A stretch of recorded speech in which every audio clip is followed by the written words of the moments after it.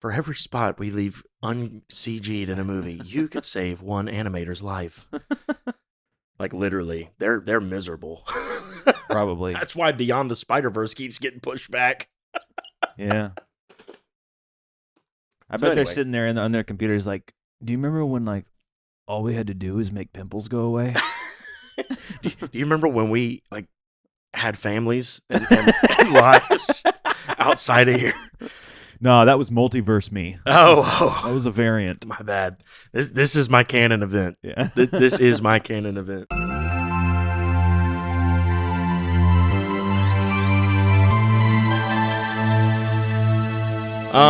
Yeah. So welcome to episode 17 of Screenwoven.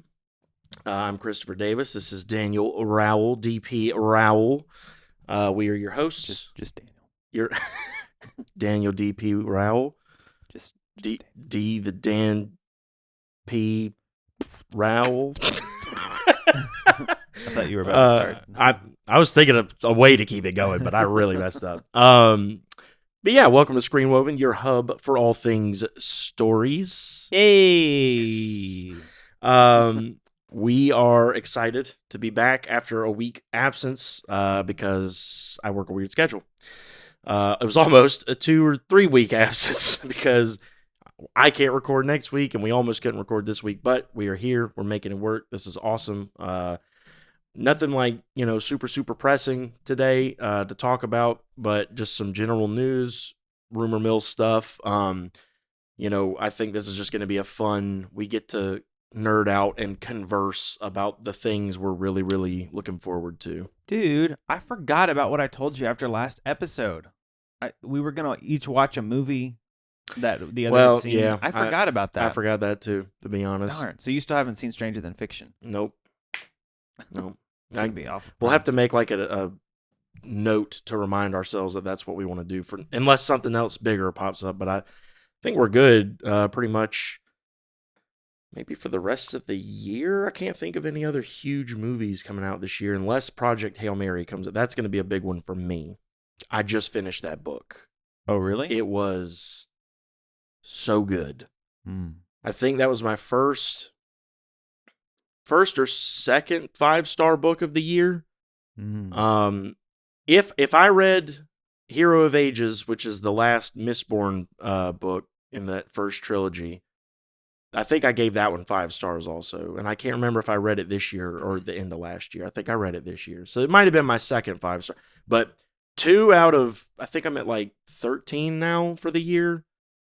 I don't just do the 5-star thing just because, like, I'm kind of picky with it. Kind of like how we've talked about how I do movies on here. Like, if I give something like a 10, it's like, well, then where do you go from there? I mean, so I'm kind of picky with it, but This one goes to 11. yeah, well, yeah, this one goes to 11. Why don't you just make that one louder? And anyway, I love, yeah. But yeah, I just finished the book. It was so good. I hated that book. You read it? No, I didn't read it. Oh, I was gonna say, I thought we talked about it. You said you didn't. No, I'm joking. Yeah, it's fantastic. I love Andy Weir. If you guys are fans of The Martian, the movie or the book, highly recommend Project Hail Mary. And I can't recommend the movie yet because I haven't seen it. It's not the same universe, is it?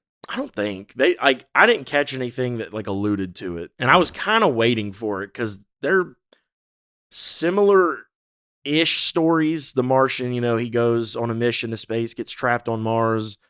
Project Hail Mary is a little different in that he doesn't get like stranded in the sense of it like being like, oh, it's an accident, a mishap, and it's like he gets sent out into space, and you're more like, he wakes up with like amnesia. He doesn't know who he is, where he is, why he's there. Oh, I didn't know that. Yeah, and you're like trying throughout the book, he like sees little things that like trigger flashback memories, and he's piecing together the whole reason of why he's even there while he's also trying to just be out there in space alone. That is not at all what I got from the movie trailers. Yeah, I really hate that trailer. Like There's been some bad trailers. That's funny because you've been raving about how good movie trailers are on this podcast lately. So that must be a really bad one. Yeah, like especially having read the book. I didn't like it the first time I saw it because it spoils something. If you haven't seen the trailer, I'm not going to talk about it in detail because I think they really ruined it. But if you have seen it, especially if you've read the book, you'll know what I'm talking about. But they spoil something in the trailer that I'm like, you really didn't need to show that. Like this, you could have really compelled people to come watch this movie and left a lot more to the imagination had you not shown this thing. I was actually much more interested. I think I know what you're talking about. I think I was actually much more interested in seeing that movie until that, and then I was like, oh, so it's just another one of those. So you're talking about the thing at the end? Yeah. Yeah. But now what you're telling me now makes me be like, oh, maybe I do. That's more interesting. Yeah, it's got a huge mystery element to it because you're trying to figure out why he's there. But see, again, the trailer even kind of ruins that. Like, it really gives away a lot. And to me, if you would have just only done like a teaser trailer for this movie and just been like, hey, like have the startle, like the first shot is like a orchestral like sting, where they all like hit the instruments at once real quick and he like wakes up and he's like freaking out and trying to figure out where he is. And then like he goes to a window and he sees he's in space. And then like you just give like quick little glimpses of like him remembering stuff or whatever. And that's it. And just be like, Project Hail Mary. Go watch it. Go figure it out. Why the amnesia thing blows my mind because they were showing what happened to get him there. So like I already know why he's out there now. Yeah. That's annoying. Yeah. If they would have shown a trailer of him waking up and being in a journal, it's like I don't know where am I? I would have been like, ooh, what's this? Like him, Man, that makes me like angry. A monologue of like day 15. Still don't know my name yet. Blah blah blah. Because like that's the beginning of the book is he wakes up and he's like in this bed and there's like these robot arms that are like kind of programmed to like take care of him or whatever because they know he's going to be waking up and they won't let him. At first, they won't let him get out of bed, but then he kind of figures out a way to get out of bed because he's like, I'm sick of this. Like, I need to figure out stuff.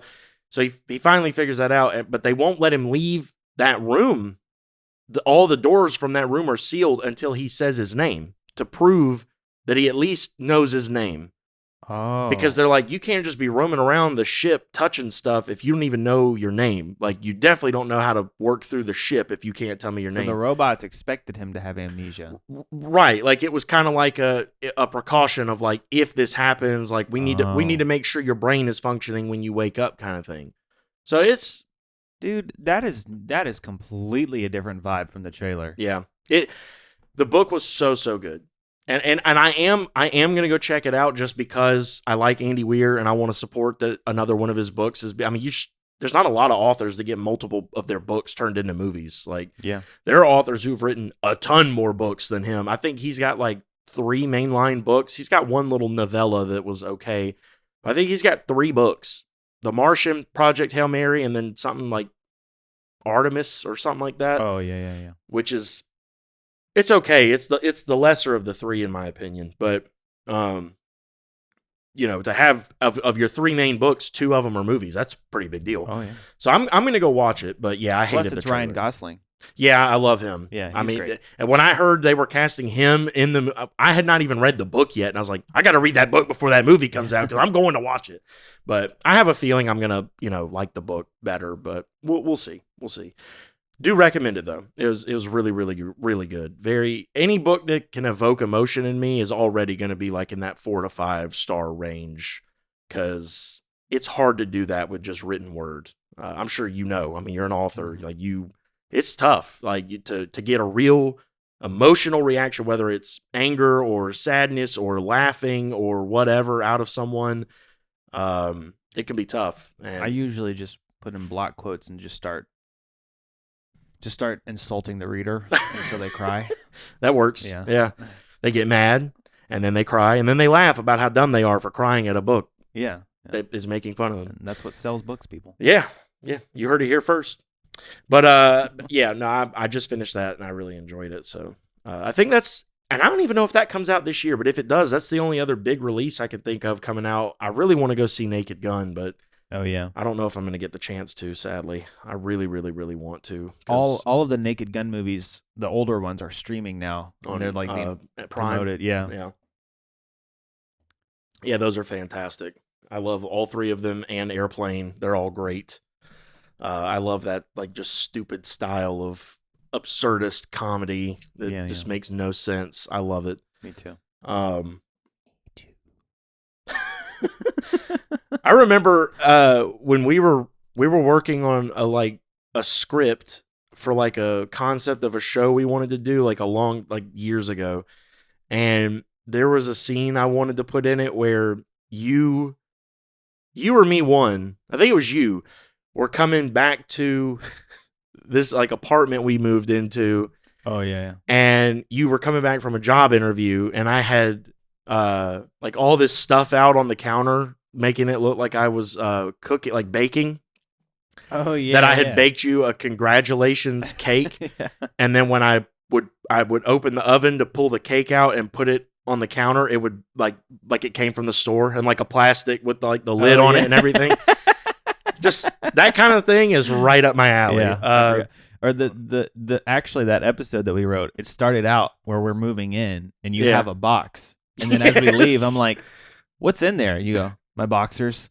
And like you open it up, there's like pictures of boxer fighters. There's your boxer briefs. And then a boxer dog puppy. Yeah. My boxers, yeah.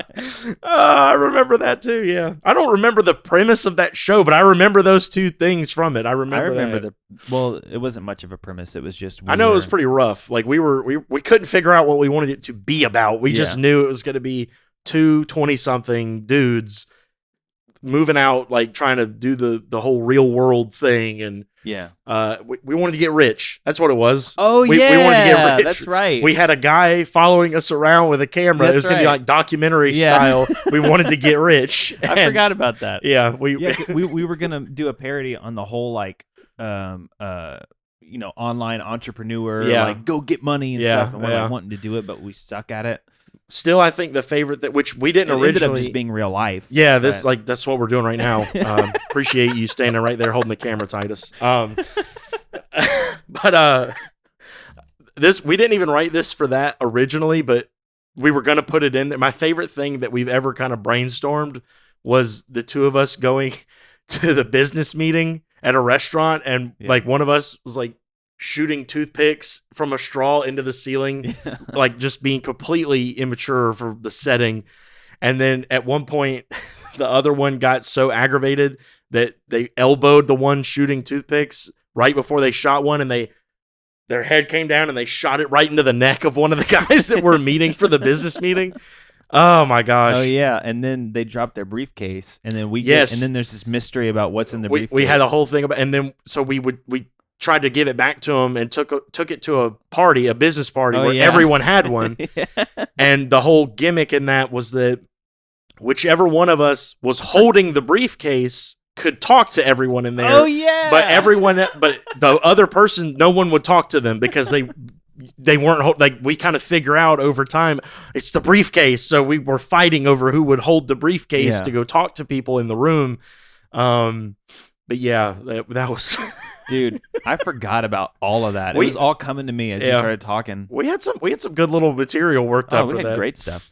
And I wanted to do something like that, but you wanted to do a podcast, so yeah, here we are. Would y'all believe I'm camera shy? Look, I really actually enjoy doing the podcast a lot. I didn't. Yeah, sure. No, don't call me Shirley. Nice. Nice.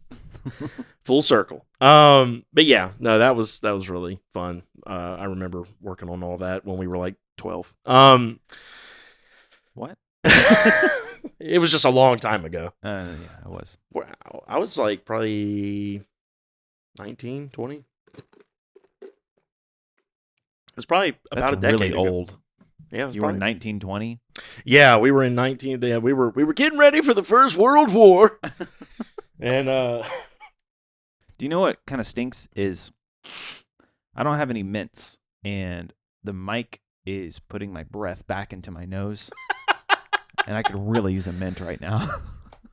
I'm fresh out. I normally don't carry any on me. You would be fresh if you had some, so you're actually just out. That's true. Minty fresh. But before, I don't know how much of that little intro we're going to leave in this, because we talked a bit about Lord of the Rings stuff before we kind of just jumped into, hey, welcome to the episode. That's right. But one of the things we were talking about is it kind of relates to something I wanted to bring up today as far as just, movie news. Mm-hmm. Which we were discussing the difference between how the first trilogy was filmed versus the Hobbit trilogy. Yeah. And there being a lack of practical on-set shooting, a lot more green screen for like backgrounds and sets and set pieces and things on the set and characters and literally everything. But we've been getting a lot of that in like modern movies in general, especially a lot of Marvel movies recently, much as I hate to say it, because I hate that.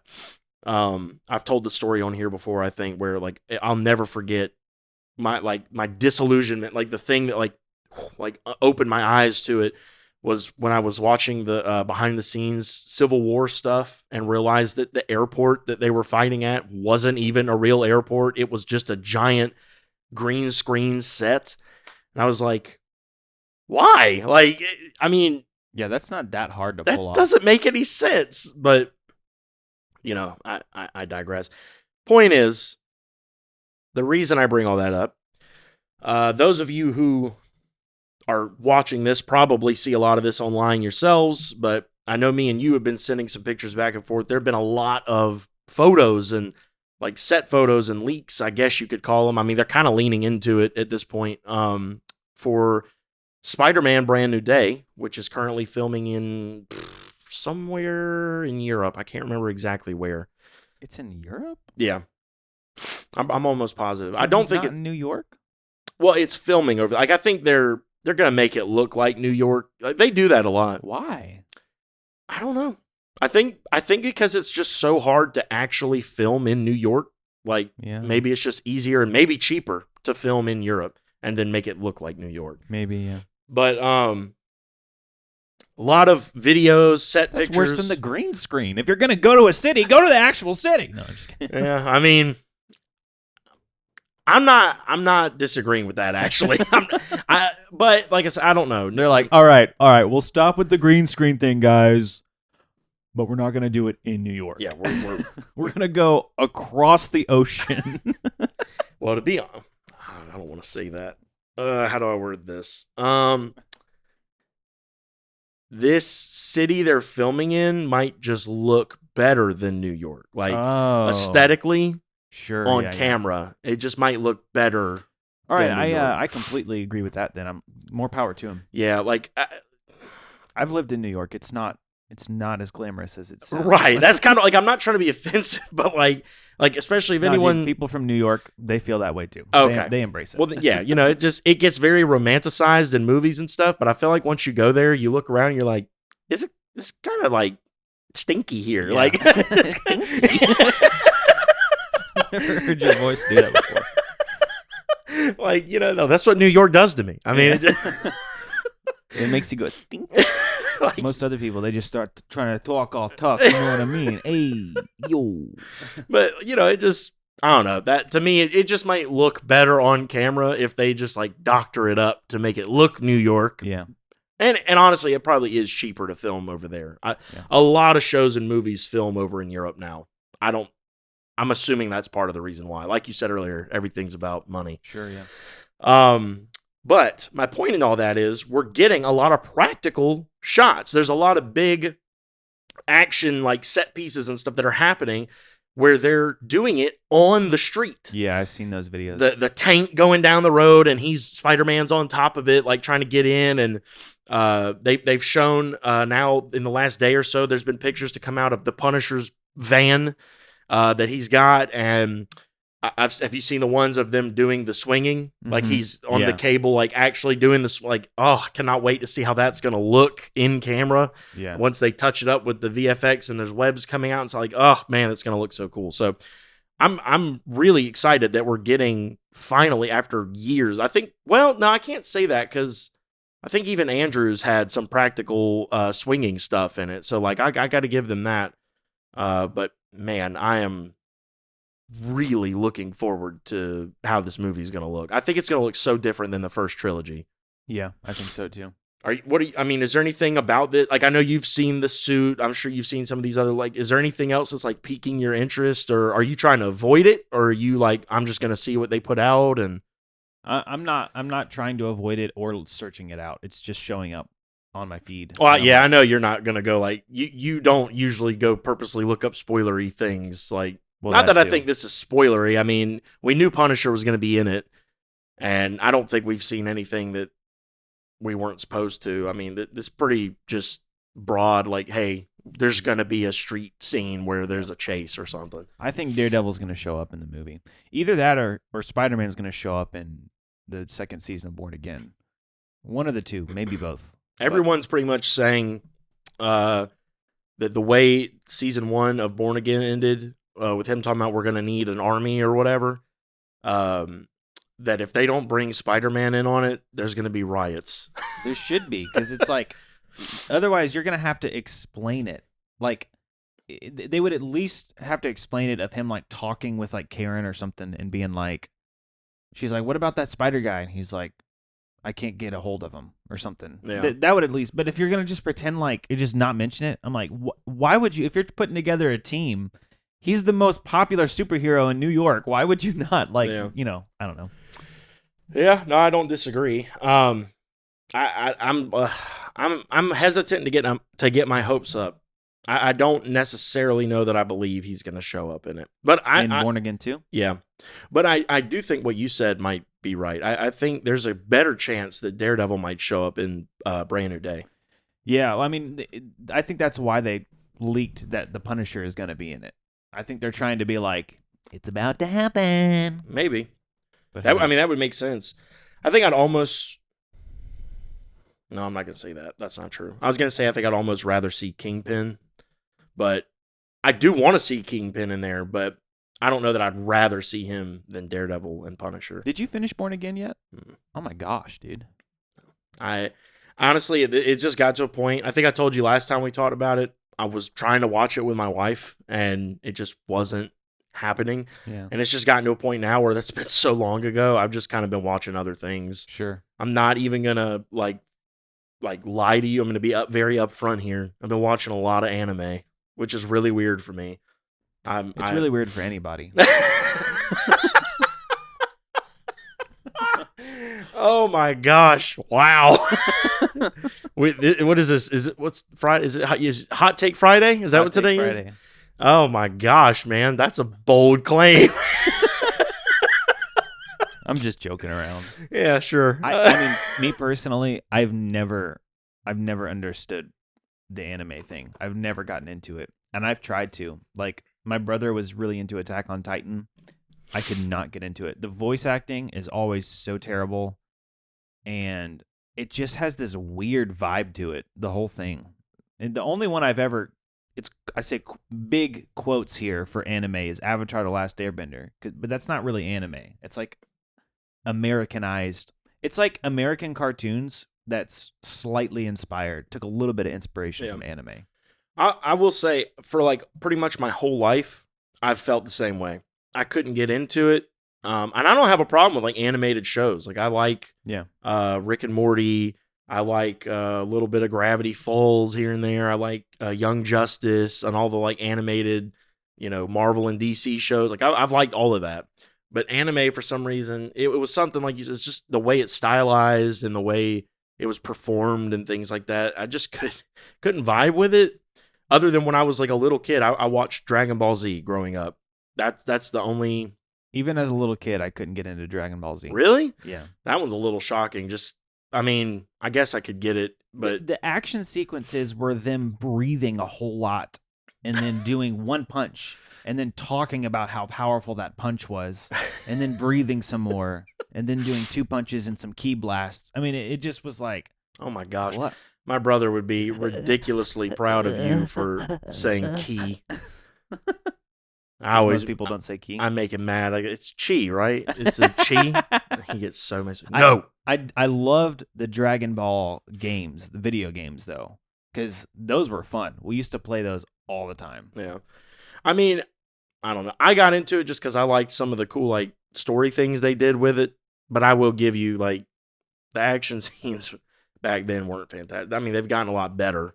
But I have been, like, really, really, really falling in love with One Piece. I think I told you this after the podcast last time we hung out.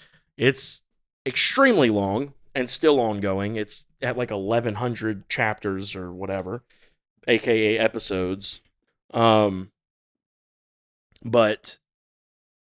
the, like, how do I put this?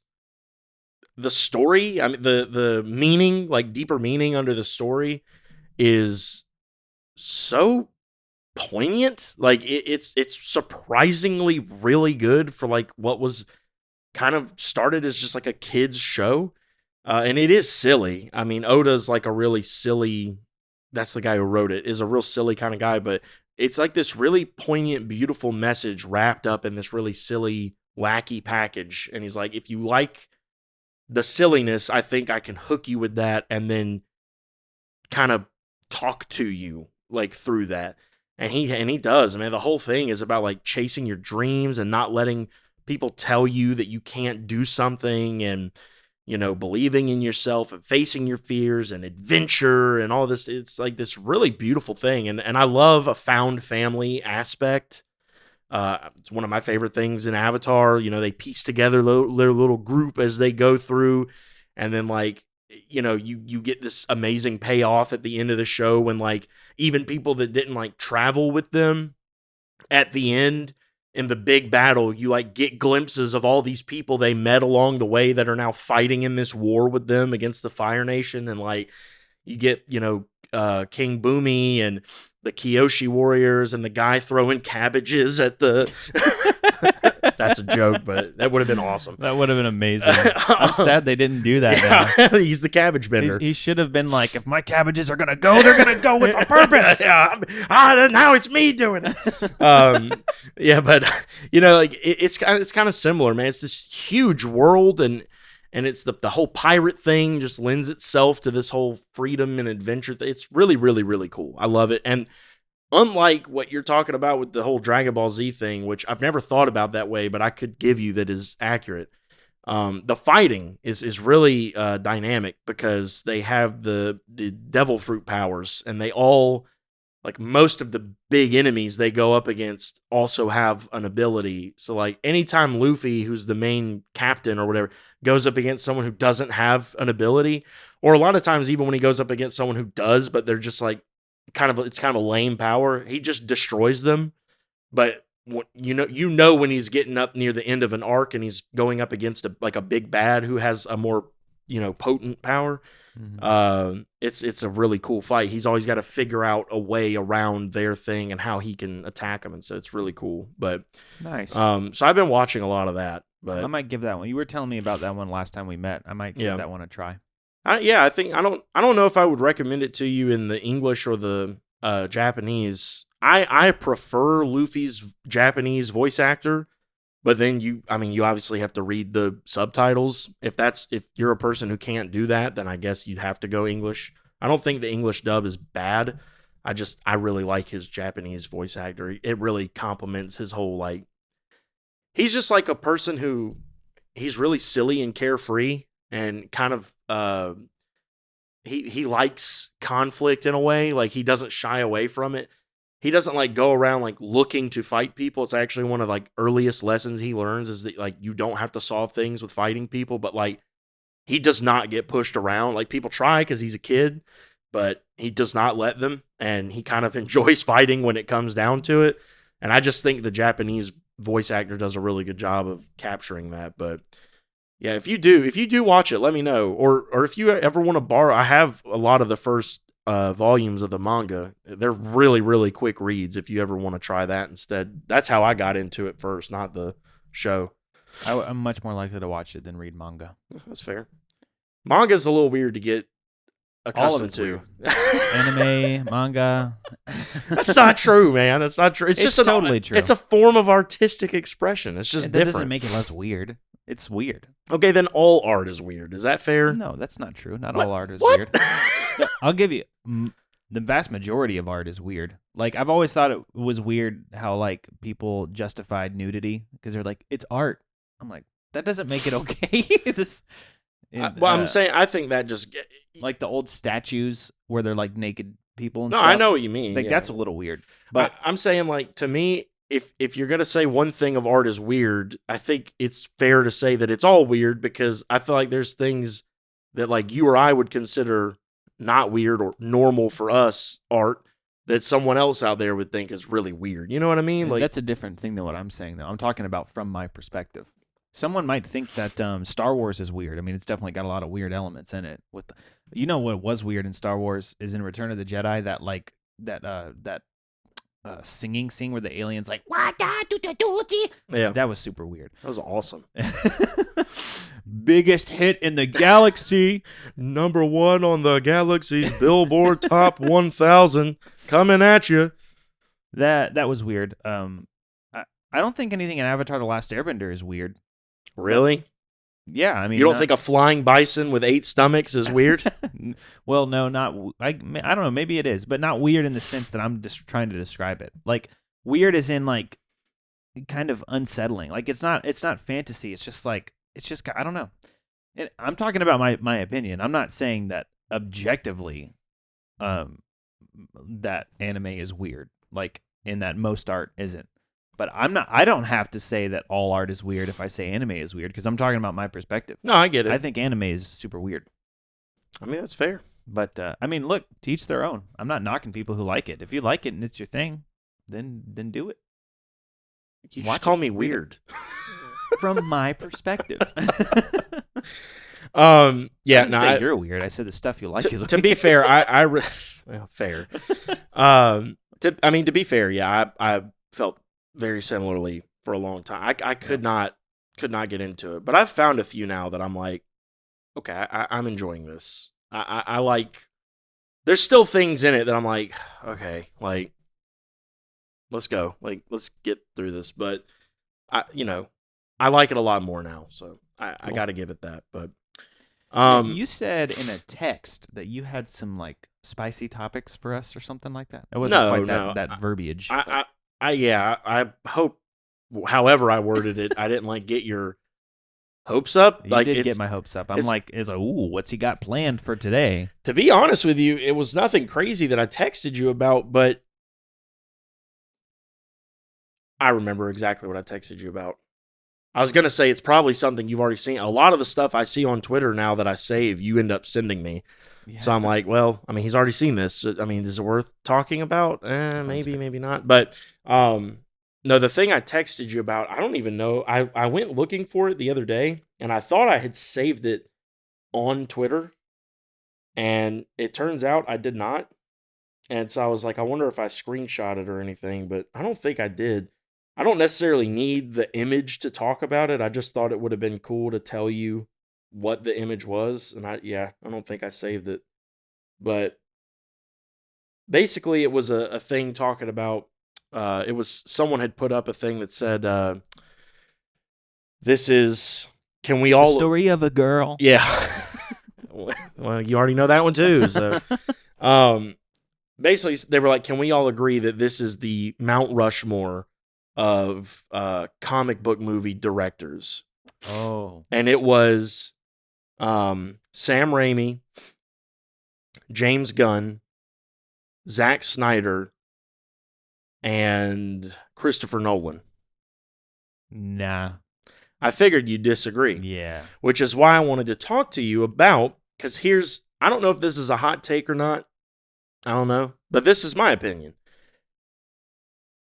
I don't think we have a Mount Rushmore yet of comic book movie directors, because I would say I can give James Gunn. I can give James Gunn because, first of all, what I told you about like an episode or so ago, like he had his hand in that like live action Scooby-Doo 1 and 2, which, okay, it's not directly comic book, but they have comic books, and they've done multiple versions of comic books. They've had multiple different runs, and they were an animated show for forever. So I'm willing to kind of bend on that. He's had that. He's had 3 Guardians movies. He's had a Suicide Squad movie. He's had the Peacemaker series, and he did the Suicide Squad? The second one. Not the first one with like the Joker in it. Okay, I'm sorry to deter this for a second, but I'm so confused about these Suicide Squad movies. Are they like, is that like a sequel? Is it the same universe? Because it's got the same Harley Quinn. Yes. Okay. So here's the deal with the Suicide Squad. The first one that came out, who did that? Was it something Ayer? David Ayer, maybe? James? I cannot remember who did the first one. They thought it was going to hit a lot harder than it did. They had Harley Quinn in it. They had the Joker in it. Will Smith was in it. Like a lot of big names and stuff like that. And it kind of flopped. People hated it. And I'm going to be honest with you. I didn't love it when I watched it the first time. And then I never watched it again until like some years later. And I sat down at my house with Titus to watch it because he had never seen it. And it was on something like Max or something.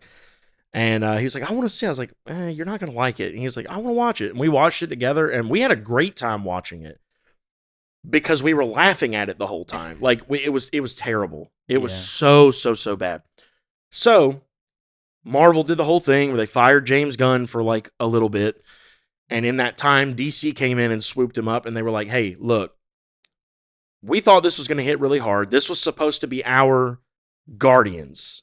You know, this group of, you know, misfits who kind of gets pushed together through circumstance, who normally probably wouldn't go save the day, but they have to go be heroes. Like a couple of B-listers get pushed together in a group that becomes more popular. The collective becomes more popular than its parts. And it flopped. And you did that exact thing at Marvel, and we want you to come do it and make it successful over here.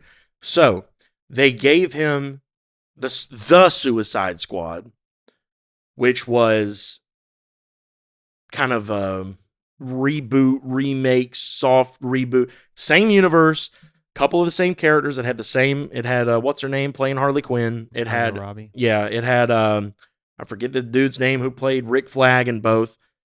Same lady played Amanda Waller in both. Like, it had a lot of connective tissue, but matter of fact, in the trailers leading up to the movie, they actually showed glimpses of a few other characters from the original movie in this one. And people were like, oh, okay, so they're just going to try again, but like give a bigger group, because there was also a bunch of new characters. You had John Cena's character. Peacemaker.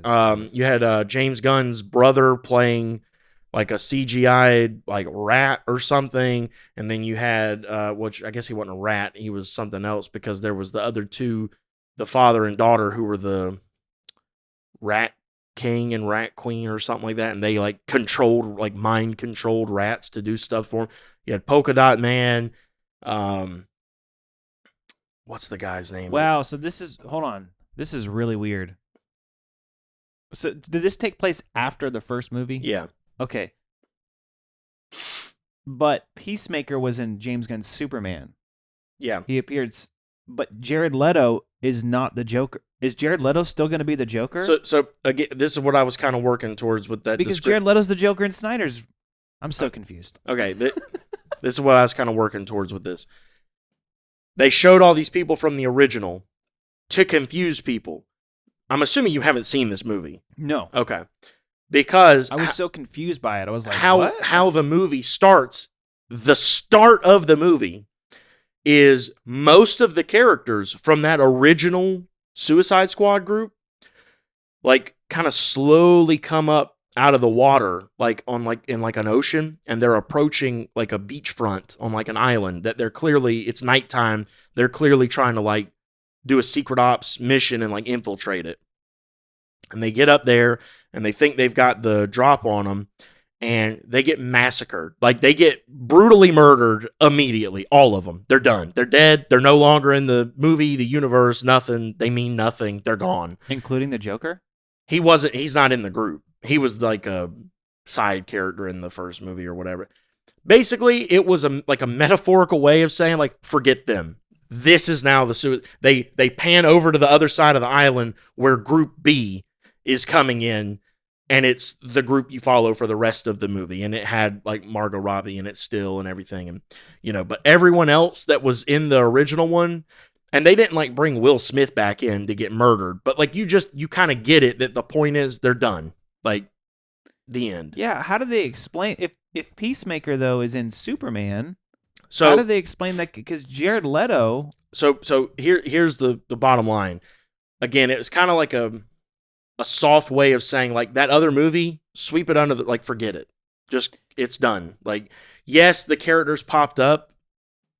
It was more of a funny way of being like, we're killing them. They're done. Like, they pretend they never existed, because we're not going to go on from here with Jared Leto he was terrible and everyone hated him, but you can't kill him, because if you kill him in like Peacemaker or something, well, then there's just no Joker in the DC anymore, and that's not going to happen. They're not going to have no Joker to move forward. I mean, that's just not going to happen. I know you hate that because you hate the Joker, but yeah, I wish they would have just killed him. That would have been something new. No Joker in the DC universe. Yeah, it's like, ooh, I like that. Even if they had done it would make me more mad if they did that, because what it would mean is they're going to come out with a new one, and that's just even dumber.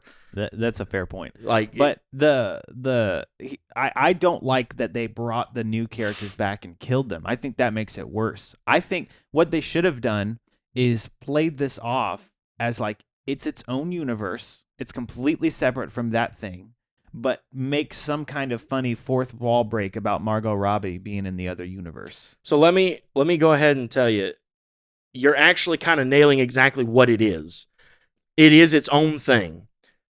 It was a funny fourth wall break that they brought in those characters to kill them. Right, like, now you follow what I'm saying? Yeah, I can live with that. It wasn't like, hey, remember when we all did that other thing in the other movie? Oh, now we're dead, but we confirmed that the other movies, it was more like they came out of the water and you're like, oh, this is like basically the old group. And then they die and it's like, oh, okay.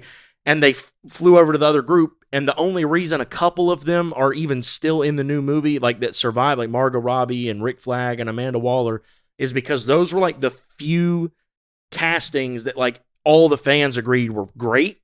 They should come back, but like everyone else was kind of like, like they didn't feel them that much. So some of them they didn't even bring back to die in the second one.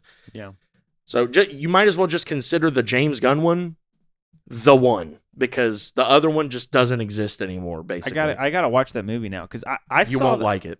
Really? Is it bad? It's rated very, very dripping red, big, huge capital R. Oh, geez. Like language and stuff too? Language and violence. Violence I don't care as much about, as long as it's done okay. Like, it's not tasteful. Okay. All right, I probably would. I'll put it like this. This is not a spoiler to me. It's not near the end of the movie or anything. I mean, it's just a scene in the movie, but like, I feel like this alone will tell you whether or not this is something you can handle. All right. There's a scene in the movie. For a lot of the beginning, they lose someone that they're looking for. I forget who it is. It might be Rick Flag, but it's someone who's part of like their thing, and they're trying to go get him, and he's been captured. So they're like going through this island, through like a jungle part of it, and they finally happen upon this like little camp, couple of like cabin building, like a real rudimentary, but like this clearly a base of some sort of operations. And they're kind of, like scoping it out.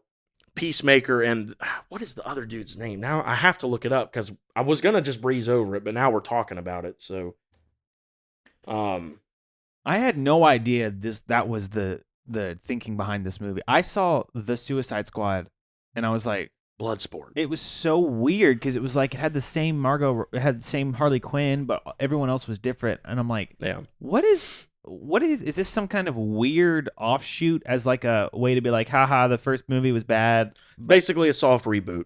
Like, hey, the first movie was terrible. Here's a better version. Is it better? It is better. But, so, Idris Elba plays Bloodsport in the movie. Oh, yeah. Him and John Cena's Peacemaker have like a whole back and forth the whole time of who's the leader, who's the alpha male, who's the leader. because both of their things is kind of just that they're good at killing. They're good at shooting, and they're good at killing. They're like killing machines. So they've been bickering the whole time going through this jungle. They get to this encampment, and they kind of both feel like there's a better way to get into it. So one of them stays with some of the group on this side, and the other one goes around to the other side, and they basically have like a competition of who can kill the most people. So they like slowly walk through the camp, and it's just like cutting back and forth between each of them, and like this one, lights someone on fire. Then this one throws someone on a table and chops them up as he walks by with an axe. And then this one shoots someone right in the face. Then this one cuts a leg off. And then blah, blah, blah, blah, blah, blah, blah. They do this all the way through the camp. They get together, like simultaneously get to the front door of the main building to like breach it and get their guy out. And when they get in there and bust it open, he's sitting at a table eating and like playing a card game or something with them. And he like tells them, "Oh yeah, these are the people who saved me from out there. Like, these guys are fighting the regime that's up at the top of the island. They weren't even bad guys. They murdered a bunch of like good people. Oh my gosh. And they showed them doing it brutally. And then at the end of it, they tell you, oh yeah, they were good guys. Like they didn't know. It's supposed to be a joke. And like it I made feel me. like you've told me about this before. Maybe, I don't know, but I'm having deja vu. But it was supposed to be a joke, and like at the moment I laughed because it caught me so off guard. I was like, what the heck? But like the more I've thought about it, I was like, that's really dark. Yeah, like that's really, really dark. Like so I don't know that would be one for you. No, I appreciate you sharing that with me. Yeah. I feel like if I had just been like, yeah, go watch it, tell me what you think, you'd come back and be like, are we friends? Yeah. Do you know me at all? Do you like me? Are we cool? Is it because I called you weird for like an anime? Is that what?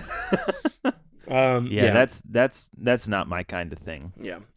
Violence in and of itself doesn't bother me in art. Like The Patriot was very violent and gory, but there was purpose behind it. Like I'm okay with a little bit of that. I don't like the language over the top, and I don't like tasteless violence like that. Like it's pretty over the top in both in that movie. Dang. Yeah. Not a terrible movie, but like there are there are moments after that whole sequence. It's not. I mean, it's not a terrible movie. There are some moments where I was like, "Holy crap!" Like, what the heck?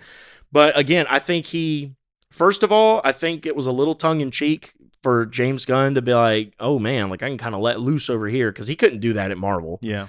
And then also, I think it was them as like a studio trying to really wash the taste out of people's mouth of that other movie, because that other movie honestly should have been rated R so that they could have let loose a little bit more, and they got called out on it for not doing it. To me, it's like the same thing as like the Venom movies, right? I don't know if you've seen them.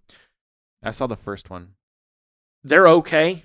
I never even saw the third one. I refused, but I saw the first one. It was okay. I was like, this is serviceable, but they hinted in the first one that in the second one they were going to bring in Carnage. And I was like, if you're going to bring in Carnage, you're going to have to bump this up. I'm sorry. Like you can't do Carnage. You really can barely do Venom, but you really can't do Carnage justice at a PG-13 level. You just can't. He's a psychopathic serial killer who gets a symbiote that is also like one of the most violent symbiotes, and he's just like a complete cold-blooded maniac. Like you can't really give the vibe of what he is at PG-13, and they tried to do it, and it failed. It flopped. The movie was terrible, and that's kind of the thing. Is like, I think that was James Gunn and Warner Brothers' way and DC's way of being like, no, this isn't that other one. Like we're doing it way different. This, like I said, the movie starts with like the original group getting pretty brutally massacred, like badly. Like one of them's head just gets like, yeah, it's bad. Ooh. Yeah. So don't watch it. But yeah, my point is, I give James Gunn a head on the Mount Rushmore because he's had like 5 or 6 projects at this point that have all been viewed as varying levels of success. Can't really think of one where people were like, that was just garbage. I mean, all of his have been pretty successful. The most controversial one was this Superman one, and I think that's just for way other reasons. So I don't even count that. So I put him up there. I'll give him that. Zack Snyder? Yeah, that's the worst one. Really? Like, Yeah. the guy who basically had the DC playground taken away from him like a child on restriction with his toys? Like, Zack Snyder? Dude, I don't know where the love for Snyder's movies came from. People are like heralding him now. And there was zero enthusiasm for any of his movies until the Superman Till Gunn announcement. took over. Yeah. I'm like, where is this coming? I shouldn't say zero. People were excited about Man of Steel, but overall, it was kind of tame after Man of Steel came out. I didn't like Man of Steel that much. I didn't love it. It was okay. Yeah, I mean, I didn't hate it, but I didn't love it. But I will say this. This is one thing I will lend, I guess, to that movement, if that's what you want to call it. I know that a lot of people's taste for him started to go south until, what's his name? Who did the first Avengers movie? Oh my gosh, The Russo brothers? No, the first one. I thought they did the first one. No, it's like on the tip of my tongue. No, they did. Quentin Tarantino? That's it. Mel Gibson? Mel Gibson. Could you imagine Mel Gibson in the MCU? No. Joss Whedon. Oh my gosh. When the Justice League was being made, and then like in the middle of it, Snyder had to just like step away completely from everything. And I can't remember. I think he had like a death in his family. Like I think someone had killed themselves or something. Oh jeez. Yeah, it was pretty rough. Like he had to stop everything, and they had to finish the movie. And so Joss Whedon came in and took it over and ruined it, like butchered it.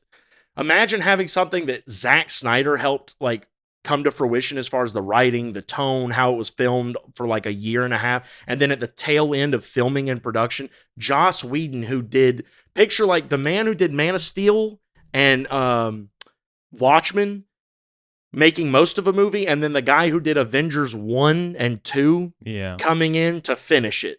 And that's exactly what you got with the theatrical run of Justice League, which everyone affectionately calls Justice League, because it was no good. It was terrible.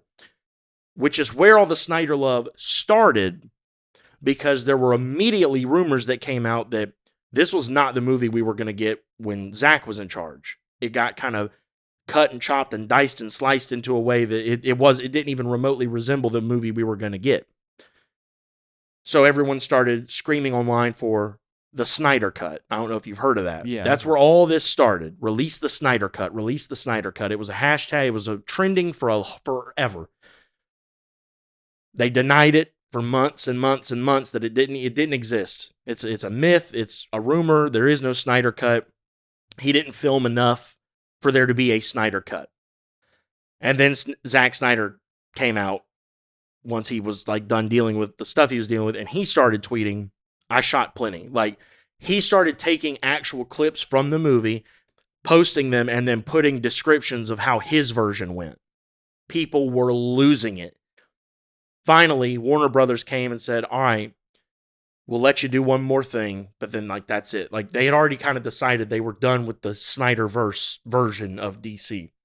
So they released the Snyder Cut of Justice League on Max.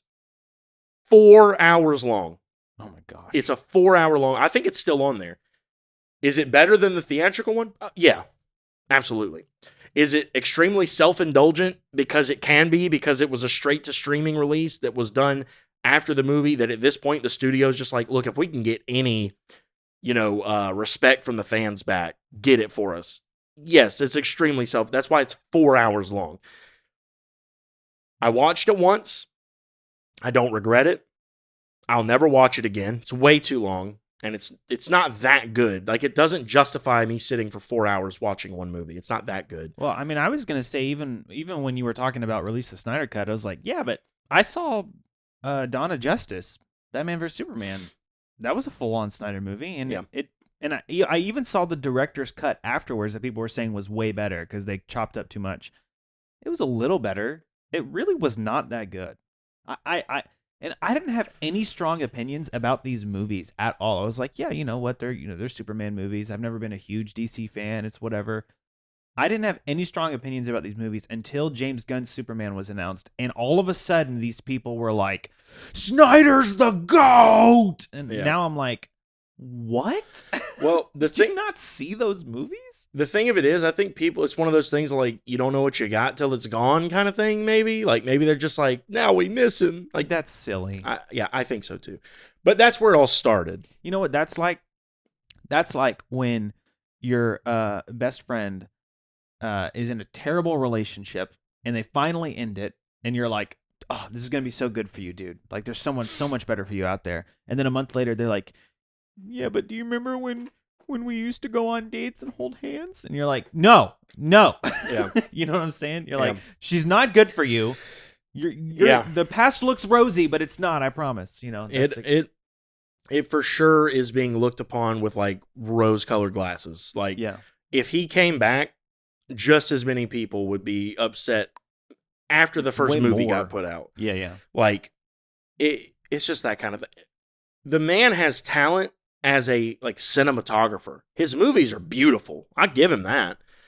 As like a director, like having a hand in like the writing, like the final product. And I'm not saying he wrote those movies, but I mean the director has some say in like the final product. I just don't think that's his strong suit. And that's not, I'm not really knocking him. I mean, not everyone's built to do everything. I think it's great that he's as good as he is at shooting movies. Watchmen, beautiful. 300, literally groundbreaking. Man of Steel, a bit too much shaky cam for me. Like even when I first watched it, when it first came out, I was a lot younger and I was not as into movies like in depth as I am now. Didn't have as much to like base judgment off of, or I don't even know if I had a term for it in my head of like, oh, that's what I'm seeing and not liking. But I came out of it knowing like I didn't like how that movie was shot. I just didn't have a way of wording it. Now I know. And it had way too much shaky cam from like things that had no business being shaky cam were shaky cam. I'm like, why? It's just a stagnant scene of someone talking, and it's like, I'm like, oh my gosh, y'all having an earthquake right now? Like, what's going on? Did you like Watchmen, like the storyline and everything? I've never seen it. I tried to start watching it, and I'd like to watch it all the way through, but I'm not. It's okay. I mean. It had a good opening. I'm trying to remember it. Yeah, it had a good opening. There were some scenes I liked in it. Like, there's scenes that stick out in my mind to this day, but to me, I feel like if I can't I have a decent memory with movies and stuff, like things that don't matter. I have a great memory for things that don't matter. And you remember me. Okay, and a few important things. But I don't really remember that movie that well, and I think I've seen it a couple times. It's okay. I mean, I didn't hate it. I can't say it was like, oh, that's a great story. Sure. But to be honest, even if it was, he pretty much just adapted a graphic novel. The Watchmen is a graphic novel. It's not even like a series of comics that's had a whole bunch of different runs and there's probably a few versions. Like, don't cut my head off in the comments. I'm just saying the version he did was just a graphic novel. I mean, it'd be like someone taking The Martian or Project Hail Mary and adapting it. It's just a book. So it's doable. If anything, it's a smidge easier because it's almost pre-storyboarded for you because it's a comic. That's true. You mean a graphic novel? Well, I mean, yeah, same diff, but yeah, it was okay. It might be worth watching. You might really enjoy it. I don't know. But visually, it was really cool. Had a cool tone to it. But I can't give him Mount Rushmore. Yeah, that's ridiculous. Here's how far I'm willing to go with it. I'm almost not. I'm not gonna say I take it away from him, but I'm almost hesitant to give it to Sam Raimi. Yeah, me too. The only thing I'll say for Sam Raimi is that like he does have multiple comic booky things. I mean, first of all, he did 3 Spider-Men. He did Doctor Strange, Multiverse of Madness, and he's got the Evil Dead movies, the original Evil, or maybe all of them. But I know he's got the original Evil Dead movies, which I don't think those are based off a comic or anything, but they are very comic booky. Like, I'll give him that. And I think they have a comic now. Either the movie was based off a comic or they were so popular that like they got a comic. So I'll give him that. But like, the main thing that comes to mind when you think of him is just the one trilogy. And it's like, I don't know. Like, I just don't know if we live in a day and age where enough directors have dedicated their entire lives to just this genre to where you could make a Mount Rushmore. Like, that's kind of what I was going to say at the beginning is I don't know if it's a hot take or not, but I don't know if there is a Mount Rushmore yet. Yeah, I agree. I mean, James Gunn is the only one who's like 100% for sure. I wouldn't put Christopher Nolan up there. Me either. Only because he did one trilogy. He did one trilogy, but even that trilogy is not that good. The only reason people love that trilogy so much is because of Heath Ledger's Joker. That's not true. If Heath Ledger's no. There are raving fans who would have loved it no matter what, just like the Snyder fans. But Heath Ledger's Joker is why Christopher Nolan is so loved in the DC comic book movie world, because that took it to a whole new level. Like, Batman Begins was really good. I mean, that movie, I remember that. Very good. Yeah, I remember that movie coming out, and I was thinking, like, wow. Like, it was a thing where we were like, this feels like it could actually happen. And now we're moving away from that, which I like. But I remember watching that movie and all of us being like, this feels like this could actually have really happened, this Batman thing. I loved Christian Bale in that movie. And, Batman Begins was the best movie in the trilogy. And the only reason people think The Dark Knight is so good is because Heath Ledger did never since has anyone performed a comic book villain as well as he has in that movie. I mean, I know that's a really crazy thing to say, but he just brought something to that character that was so unique that, like, it was just like magic watching it on TV. Yeah. Not on TV, on the big screen. Yeah. But so, like, that elevated Christopher Nolan's trilogy to a spot that it doesn't really belong if it just stood on just the writing and comic book features alone. And The Dark Knight Rises, my opinion, wasn't even good. I thought Bane was terrible. His voice was stupid. It was super loud. And like you talked about, the fighting was just not really good it was. And then over time, Christian Bale's voice for Batman got really dumb too. Yeah. It became almost like a parody of itself. I'm telling you, if Heath Ledger's Joker was not a part of that trilogy, it would be a little bit better than the Snyderverse movies. So here's where I'm going to disagree with you on that. And that's a really good time for our break.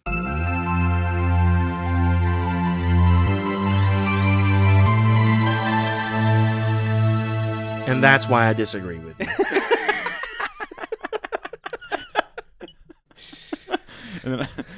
That's genius. And you'd be like, you know what? You're right. Anime's not that weird.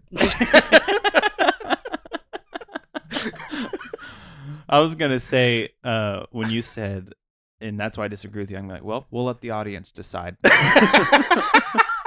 They've heard both arguments. That's pretty good. They've heard both arguments. The important one. And the music. No, I was just, so here's why I disagree with some of what, I agree with some of what you're saying. First of all, Dark Knight Rises, did not like it. Yeah. Terrible climactic. That brings the whole trilogy down, just because the final movie in the trilogy was... I'm not saying that's why the whole trilogy is counted. I'm just saying it brings the average down. I mean, so much. Like, if you're looking at it like numbers wise, absolutely. I mean, you have to, but I don't know if I look at the whole thing as like a trilogy. Really, I mean, honestly, you don't even need that ending, because even the way the Dark Knight ended, and then the way the Dark Knight Rises begins, the implication is the Dark Knight ended, and then he just stopped being Batman for years. And, like, he disappeared. Now he's, like, older. And, when the Dark Knight Rises, the only reason he comes back is because he hears all the rumblings about, like, Bane and all that stuff. So, like, you kind of could just look at it as, like, a duology. Just the first two, if you wanted to. I get what you're saying. Do agree. Not great. Does bring if you're going to view it as 3 movies as a whole, it brings the average down. There were moments I liked in The Dark Knight Rises, because, despite it all, Nolan is still a good filmmaker. I just think the story was lacking. I think the antagonist was lacking. I think they for sure intended to bring Heath Ledger back, and his death really threw a wrench in their plans for that movie.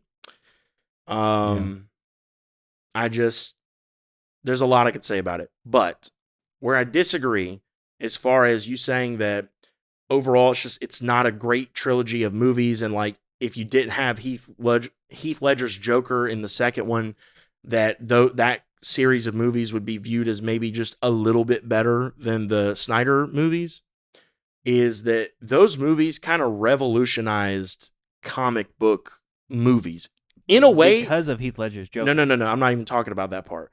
Yes, we've discussed how his portrayal of the Joker has kind of seeped its way into how a lot of people portray their villains now, for better or worse, and most of the times it's worse. Because you just can't mimic that, honestly.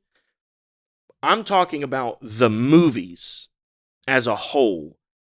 Even from the first... Matter of fact, you even talked about it when you were talking about Batman Begins. Even from that one, Nolan did this thing where his approach to it was, what if I took this like wacky comic book based character and concept and everything else and tried to like put it in the real world, like our real world. How would it happen? How would it look? And he did that, and he managed it in a way that people came away, like you were saying, being like, wow, that felt like it really could happen. Like that really feels like that's this far away from being the possible truth of someone doing that. Ever since then, people have been trying to take that spin with comic book movies or any kind of fictional concept, and honestly, to me, it's just as bad as the Joker thing. It's kind of ruined a lot of fictional movies, because the whole reason that fiction is a genre is because it doesn't have to be something that could happen in the real world. But Marvel started emulating it. Other DC projects started emulating it. Other fiction things in general started like, oh, what if we try to like ground this, make it as that term started getting thrown around. It's really grounded. Yeah. I don't need it to be grounded. I don't need Man of Steel to be grounded. He's an alien with super strength and laser eyes. I don't need it to be grounded. Yeah. The reason it worked for Batman is because he's a human being. He doesn't have superpowers. So Nolan's whole thing was, how could I make like a real person could feasibly do this if they had all the right resources? How would they do it? It worked because of that.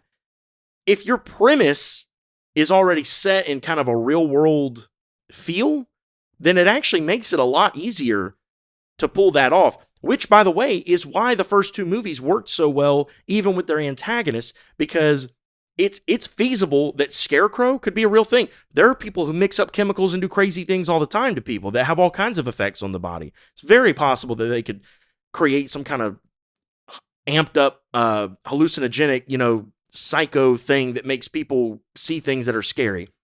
The Joker, it's very realistic that there could be like some kind of mob, sadistic, cold-blooded psycho out there who just wants to kill and destroy and for no real purpose. That's realistic.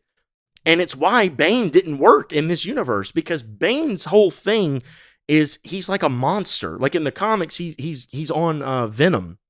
And it's called Venom. It's not like Marvel Venom. It's called Venom, but it's like a drug essentially. And he's got a tank hook up to his back with hoses that go into his body. And when he's already huge, he was like a luchador, thus the mask. And whenever he opens up the tank, he literally gets like gargantuan. Like it's a comic booky thing. If they really wanted to bring it home with the third movie, they would have done another one of his more realistic villains, the Riddler, but maybe a Nolan version. Honestly, that would have been much better. Honestly, I could even give him like Mr. Freeze, because there are real world like ways to do like the hyper freezing thing, and like could have kind of played around with the concept of that a little bit, and like taken a character that was viewed pretty historically as cheesy because of the Batman and Robin or Batman Forever or whatever it was movie, and maybe get him some credit back as like being a formidable foe for Batman. Like something like that would have worked perfectly for the third movie for Batman, for the Dark Knight trilogy. But instead they went with one that it never would have fit in that universe. Never. And on top of that, Scarecrow and the Joker are not really physical foes for Batman in most of their portrayals. There's a couple times, there's one of the animated shows where the Joker is a little bit more nimble and like able to fight and stuff, and even his fighting style's a little like crazed and on edge and stuff, and it's cool. But most of the times he's portrayed, he's not really a physical foe for Batman. It's more like he plays with him mentally, you know? And same thing with Scarecrow, obviously, with the scare gas or fear gas or whatever. Bane is a physical foe. He's not that smart, but he's a physical threat to Batman. Thus, if you're going to do Bane, you need to have some good fighting. You didn't need that in the first two movies because there was never going to be some big throwdown between Batman and the Joker, or Batman. Like, once he got his hands on him, that was going to be it. Now, yes, in the first movie, you had Ra's al Ghul, who runs the League of Shadows, which they're supposed to be like crazy good fighters. The fighting was a little better in the first movie anyway, so I let it slide. But by the third one, the fighting was so lazy, and that suit design, he couldn't move his head, so he was so stiff. And we've talked about this, like, to do Bane as a third villain really did ruin it. Like, there's a lot of reasons it didn't work. But in all of that, you take the third movie away, the first one even, but especially two, still changed movies in general, but especially comic book movies. So I can't say that they're even in the same league as the Snyder. They're not even close. They are legendary. I know they're not your favorites. Well, but yeah, I guess I can give you that because I do. Part of the reason the Snyderverse turned out the way it did is because of those movies, because he was trying to make Superman a grounded type. But I still think that just as a without the Heath Ledger's Joker, I don't think Nolan would even be considered on this Mount Rushmore thing, though. I think that's what I'm trying to say. It's like, yeah, he did some good movies, and I also think Sam Raimi wouldn't be considered without No Way Home. Like, No Way Home. No, I disagree. No Way Home brought back that kind of nostalgic thing in a way where people, because Sam Raimi started doing the multiverse. When it was announced that he was doing the Multiverse of Madness, that's when people were speculating about, are they going to bring the other Spider-Man into the... So, I think that really boosted up Sam. I remember talking about the Sam Raimi movies before No Way Home, before even rumors about No Way Home, and people were like, "Yeah, they're fun, good movies. I liked them as a kid and stuff." And after No Way Home, it was like, Tobey Maguire's the GOAT, man, and it's there was a whole lot of reliving that nostalgia. I don't think that post would, like, Sam Raimi wouldn't be considered if No Way Home wasn't around, because there's this new revived love for those movies. Like, I'm not saying that the movies aren't good. It is Hot Take Friday for you, isn't it? I'm not saying the movies aren't good or that people don't love them. Like, I liked them. I mean, come on, they're nowhere near the level of good that comic book movies are now. I gotta disagree with you on that. You've even said this before, that like the comic book movies that came out when you were little don't. I wasn't talking about Spider-Man. I was talking about like the Hulk or the X-Men films or the Fantastic Four. Like, Spider-Man. Oh my gosh. There's no doubt that era of comic book movies, the Sam Raimi Spider-Man movies, were the best ones. I mean, yeah, for sure. Like, hands down, bar none. Yeah, but even the second and third one weren't. You want me to tell you how influential they were? What was the thing that me and you both talked about after Superman and Fantastic Four? One of the things. I don't know. They both used like the Raimi element of bringing back the fact that like the city felt alive and lit. Like, dude, those movies to this day, you feel the aftershock of their influence, like in comic book movies. I'm telling you. All right, you have a point. You have a point. I think it's just I'm viewing it through the lens of like the level that comic book movies are at today, but they probably wouldn't be there without the Sam Raimi movies. Like it's kind of like it's kind of like the Beatles. Like, modern music wouldn't exist without, like, the Beatles would certainly be on the Mount Rushmore of musicians. Like, as far as modern music, but I do enjoy some of their songs, but I don't enjoy it to the level that I enjoy modern music. But yeah, I mean, so I take it back. I think you're right. You've changed my mind. Well, I would agree with that, but also the gap between the Beatles time and like current modern music is a lot larger than the gap between the Raimi trilogy and current comic book movies. Sure, but even stuff when I was growing up, that's still a bigger gap. But it was only like 40 years removed from when I was growing up versus it's like 50 to 60 years now. Close, man. Yeah, because they came around in the 60s. Yeah. So, but I'm saying they influenced a lot of music that I listened to growing up. Absolutely. Like I don't disagree with that. I'm just saying it has evolved a ton. And I mean, to be fair, I'm not saying comic book movies haven't, especially with like the fast-paced development of technology nowadays compared to back then. It is comparable. It's a fair thing you're doing to compare them. I'm just saying the gap. I mean, it's a much larger gap. But you're right. I mean, in the same way that like, yeah, I'm not always gonna go home and like pop on the Raimi Spider-Man movies as like my choice of film for the evening. But that doesn't make them any less influential. It's saying with like, I'm not going to jump in my car and listen to the Beatles on the way home, but they probably influence heavily whoever I'm going to listen to, even inadvertently. But yeah, that my whole thing with Raimi on there is I'm split because half of me is like, you absolutely got to give.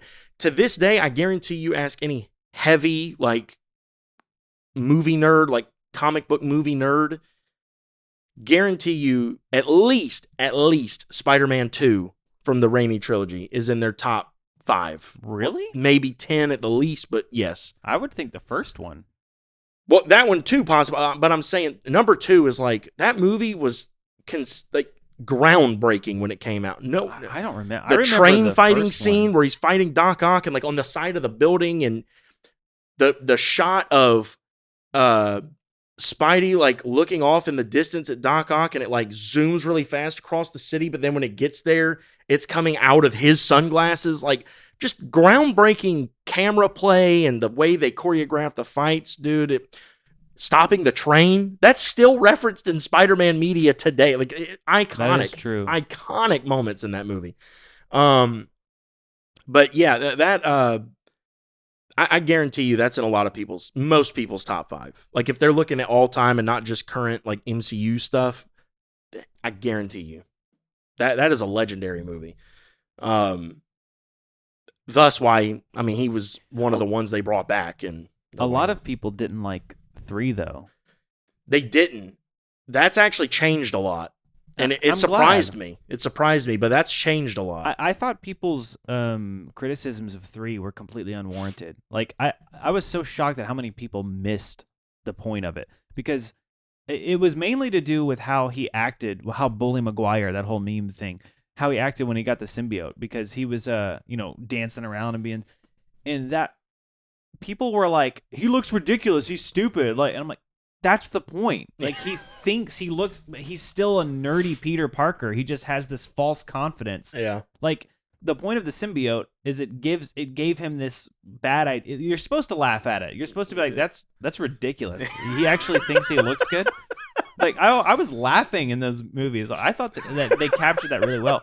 And I think everyone thought he was trying to make it serious. Like, it was like, oh yeah, he's cool now. And I was like, no, it's supposed to be like when he's in the jazz club and he's like, dig on this. Yeah. Slapping women. Yeah. That's so cheesy. I didn't know where you were going with that, so I just said, yeah. Like, no, I mean, he did. He slapped. Yeah, I know. Yeah. I mean, I knew what you were referencing. I just didn't know the like where I was. Yeah, you were like, oh, I better be careful how I respond to this. I'm not trying to get wrapped up in any domestics here. No, I'm gonna be honest with you. I was one of those people. I hated that movie for a long time because I was so, as a kid, oh my God, I was so excited when I saw the black suit, and I was like, oh, this is so cool. This is so cool. And then like I watched it and I saw all that part, and I was like, they murdered my character, my man. He's done. He's cooked. What are we doing? What is this? And it wasn't until a lot later, actually, I think watching one of Cosmonaut Variety Hour's breakdowns on YouTube about those movies, that I realized that, yeah, that was probably really intentional. And a lot of that actually kind of spawned from, I don't know if you even know this or not, but Sam Raimi never intended to do the symbiote stuff. Oh. He had a whole other movie planned out where it was going to be the Vulture as the villain. But I would have loved to see Sam Raimi's Vulture. yeah, but the studio was like, hey, the Venom thing, like, it's really popular. So, like, we need to do Venom. We need to bring that in. And he was like, I don't really know anything about Venom. I stopped reading the comics like years ago. Venom didn't come out till I think more like the 90s era. And he's like, I had stopped reading him. Like, I don't know anything really about him. I don't know how to approach that. They're like, we're doing Venom. Like, that's the direction we're going. So we need you to do Venom. So, no, you're good. Basically, he was kind of pushed to do this Venom thing. And honestly, knowing that now as an adult, and then also knowing what I know about, like, what you just said, like, his idea of, like, how a Peter Parker would react to the symbiote thing. The reason a lot of people hated it, and like you said, how people, like, took it as, like, it's like he was trying to make it serious, but it failed, when in reality he was trying to make it cringy, and it succeeded, is because most portrayals of Peter, honestly, I think even in the comics, since, like, most portrayals of him with the symbiote are that he gets a confidence, but it's like a legit one, and like it does make him a little more popular at first, and because it's supposed to be kind of like a metaphor for drugs in a way, like how you start out and it's like, oh man, this feels kind of good, like, and then it's a quick descent into just like uncontrollable madness and, like, opening the door for a lot of struggle. And most portrayals kind of have him, like, start out as, like, for like the first day or so feeling really good. And it comes off like he's, oh man, I'm making stuff work that I never made work before. And then it quickly turns into aggression, and then quickly turns into, like, just straight up, like, I'm going to hurt you, the ones closest to me, I'm going to hurt if you don't back away, kind of thing. And then that's when he starts to realize, like, oh man, like, this is doing something to me. So Sam Raimi's take on it was different and honestly kind of fresh and sort of like never done before or after that I know of. And yet, yeah, like you said, like, I just think a lot of people, myself included, missed that and kind of took it as like, this is really lame. Like, is this what Sam Raimi thinks cool is? Because it's not. Yeah. But it's not. It's what Peter would think cool is, like you were saying. So it's that was like immediately watching the third movie, even as a kid. That's what was my takeaway from it. Like, I thought, like, wow, this is really funny. He thinks he's so cool, but he's still just Peter Parker. Yeah. And, Spider-Man is cool. I wish Peter we had Parker. been friends back then, because maybe you could have made me realize it. Like, dude, no, it's not cool. That's the point. Yeah. That's the point. Oh, okay.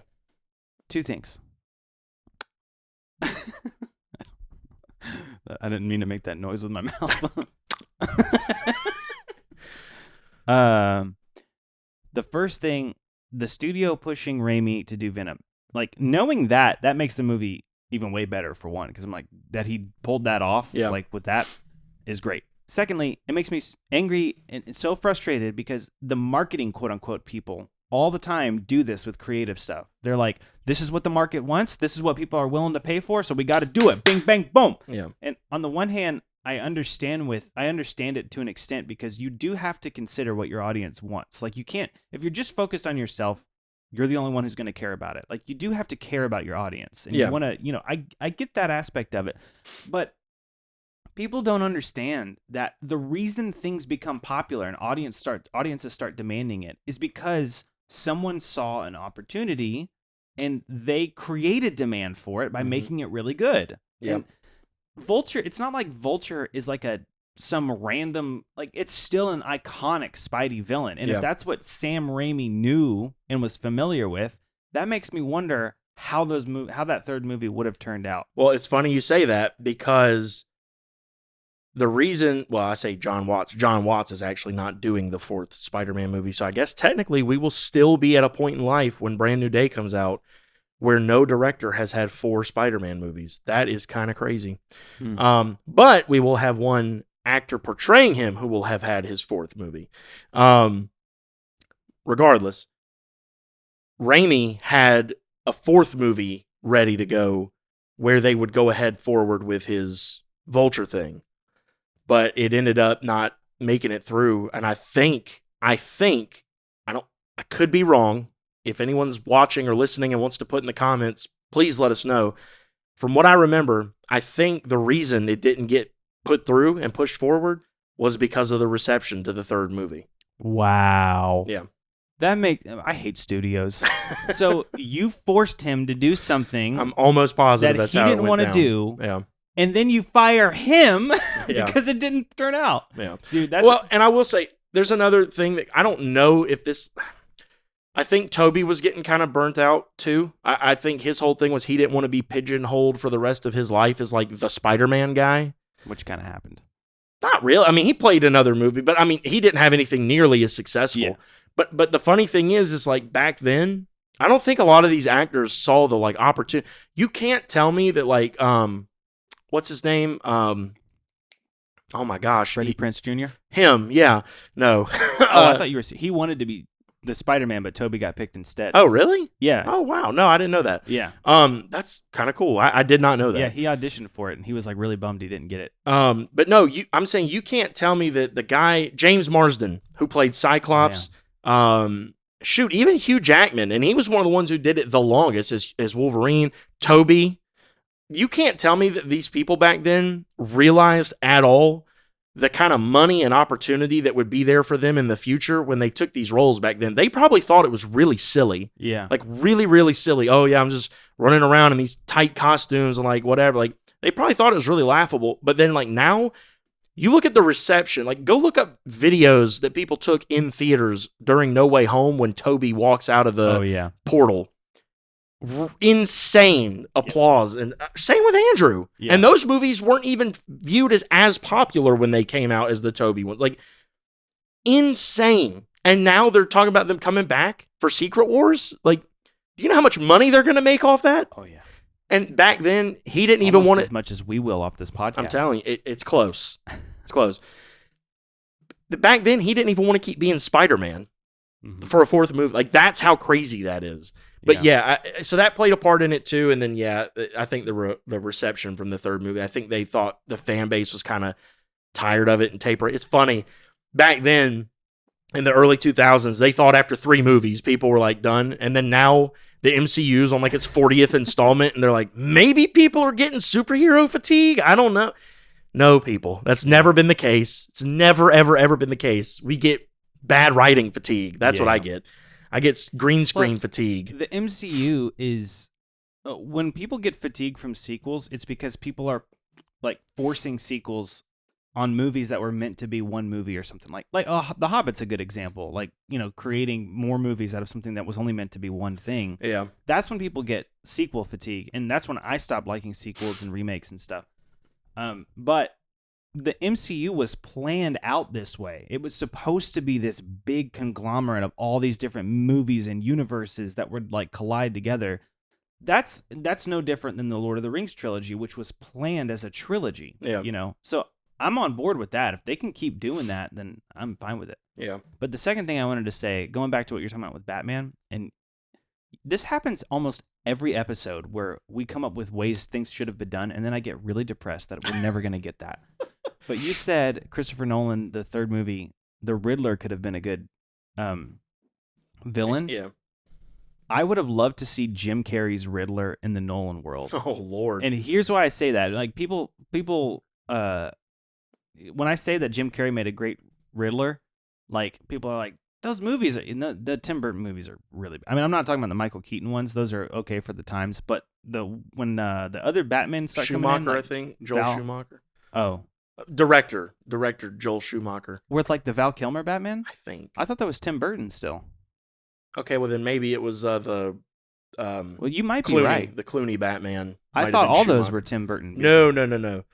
Tim Burton did the Keaton ones, I know. Joel Schumacher did either the Val Kilmer or the Clooney Batman. Well, the Val Kilmer and Clooney are the same Batman, just a different actor. It's the same, because the same guy who plays Robin plays them in both. It's just that the actors changed. Are you sure? Yeah. I've never heard that. Yeah, it's the same Batman. It's just different actors. But keep talking. So if he did the Clooney one, he probably did the Val Kilmer ones. But anyways, Jim Carrey's Riddler and even Tommy Lee Jones's Two-Face in Batman Forever were both, I thought, really, really good portrayals of those villains. If you're talking about comic booky world, the problem was the movies themselves were so weird and the directing was just so weird that it didn't hit well at all. And so people associate Jim Carrey's Riddler with that like weird kind of didn't really work. But Jim Carrey actually, if you like just pay attention to his performance as the Riddler, he actually, like, if you could picture him in Nolan's universe, he probably would have made a really good villain. He could have been like Heath Ledger level villain, iconic villain, I think, if he had been given the right script and directing. But he was probably in his 50s or close to it when the third movie came out, so he might not have even been able to do it. Well, I don't know. Have you seen the Sonic movies? That is true. Because the way he's in those, I don't even think he'd need to reach close to that level of wackiness for that universe, and he nails it in the Sonic movies. Yeah, but I mean, that's a good example. He's a really good Robotnik in those movies, right? Imagine him as the Riddler in Nolan's universe. That would be so cool. I'm always, every time I think about Jim Carrey's Riddler, I'm always really sad that he didn't get the right kind of movie, the right kind of direction and script. So you're right and wrong, by the way. So they might be same universe. It's hard to tell because there's really no overlap in cast. Batman Forever came out first in 95, and it had Val Kilmer as Batman. That was the one with Jim Carrey, Tommy Lee Jones, all that stuff. And the guy who plays Robin. He's the same actor as the George Clooney Batman. Oh, you know what? You're right. He was on a different row in the second one. I couldn't find him. I was like, I don't see a Robin in this. Okay, but yeah, you're right. So yeah, I guess they did. I guess they just changed Batman. The second one was the one with Poison Ivy and that's the one that ruined Mr. Freeze for everybody. Yeah. And honestly, Batman too. It ruined him as well. But yeah, those movies were so bad. They really were. They're terrible. But yeah, so the Schumacher, the Keaton ones were the Tim Burton ones. Those are the first two, I guess, maybe three. And I don't remember. Did he do 2 or 3? Do you know? I think 3. I think there was Batman Forever, Batman and Robin. No, Batman Forever was the Schumacher. Batman Forever and Batman and Robin were both the Schumacher ones. I thought you weren't asking if he did 3. No, I'm saying Tim Burton and Keaton. Did Keaton? No, they did 2, I think. Oh, okay. And then I think that Schumacher did 3. He had a third one? I think so. Oh my gosh. I think there's Batman, Batman and Robin, and I want to say Batman Beyond. No, Batman Beyond is like a future, like with Terry whatever. He takes up the mantle of Batman. He's got the black suit with the red emblem on it. Now there was a Batman Beyond script that was posted like to try and be made years ago, and it never did. And then more recently, the people behind the Spider-Verse movies tried to pitch a Batman Beyond animated film in the same kind of style as the Spider-Verse movies. And the still images look incredible, but apparently they turned it down. They're not going to do it because they don't like money, I guess. I don't know. I guess not, man. For them to be so greedy, they really don't understand what would make them the most money most of the time. I can tell you that. Like, these studios, they are clueless. Well, that's the irony, Don't mean to get a little spiritual here, but if you try to save your life, you're going to lose it. If you lose your life, you'll save it. The more people, like greedy people, chase money, they do things to hinder themselves getting it. Yeah. True. It's just like people always talk about. Okay, he only had 2 films. Okay. Yeah, and Tim Burton had 2 films. All right. People always talk about J. Jonah Jameson would like totally realize that Peter Parker is Spider-Man if he wasn't so clouded by rage all the time. That's very true.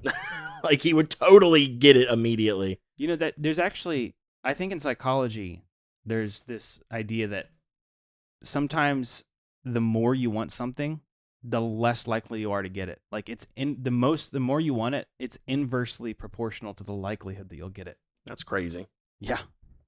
That is terrible news for me. So yeah, just like a couple other things to touch on here. I mean, the comic book Mount Rushmore thing, I just mainly wanted to say I disagreed with it. Like I don't really know who I would put up there. Like I'm cool with giving James Gunn a spot. I'm even cool with giving Raimi a spot because of what his movies did for comic book movies and kind of movies in general. But well, then you'd have to give Christopher Nolan too, right? I just don't know if I can for him because the thing with Raimi's is like, it changed things for the better. Nolan's was a very unique thing and something never done, but it changed things and no one's been able to replicate it in a good way since. Yeah, that's a good point. Like, it was revolutionary, and I got to give him that. The trilogy as a whole, we've already said, is actually takes a hit from the third movie, so that's hard to give him. But he did 2 great movies and 1 mid movie. One great movie. I disagree, man. The Dark Knight is only viewed as such a good movie because of Heath Ledger's Joker. I can't agree with that. I can't agree with that one. Okay, I don't agree with that one.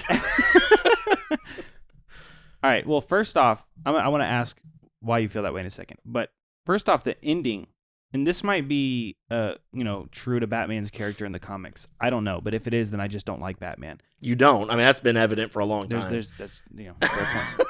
But the end, I hated the ending. Like, you're gonna lie about the fact that you killed Harvey Dent to try and Harvey Dent should face justice for what he did. He didn't lie about that. He did kill him.